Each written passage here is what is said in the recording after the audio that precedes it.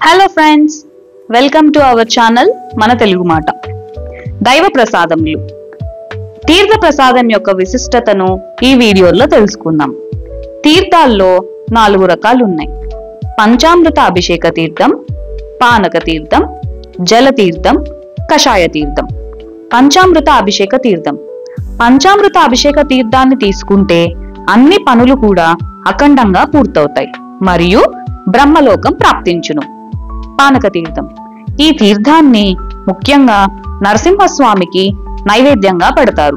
మంగళగిరిలోని నరసింహస్వామికి, అహోబిలంలోని నరసింహస్వామికి నైవేద్యం పెట్టడం వలన స్వామివారికి అందరూ పానకాల స్వామి అని పిలుస్తారు. స్వామికి నైవేద్యంగా పెట్టిన పానకాన్ని కొంత భాగం స్వామివారు స్వీకరించగా మిగిలిన తీర్థాన్ని మొత్తం ప్రసాదంగా ఇస్తారు.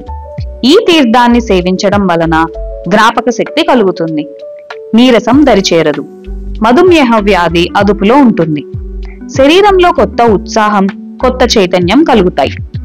బీపీ ఉన్నవారికి నోరు ఎండిపోయినట్లు, తల తిరగటూ ఉండడం అనేది జరగదు. ఆకలి బాగా వేస్తుంది, శరీరంలో ఉండే వేడి అంతా సమంగా ఉంటుంది. జలతీర్థం. జలతీర్థం సేవించడం వలన మృత్యువు, సర్వరోగాలు కూడా నివారిస్తాయి. కష్టాలు, దుఃఖాలు ఉపశమనం అవుతాయి. కషాయ తీర్థం. ఈ తీర్థం రాత్రి పూజ చేసిన తరువాత తీర్థాన్ని కషాయంగా ఇస్తారు.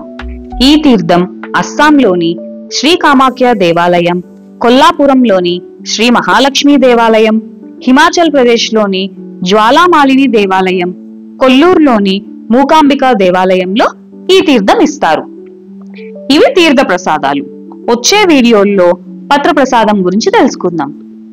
Thank you.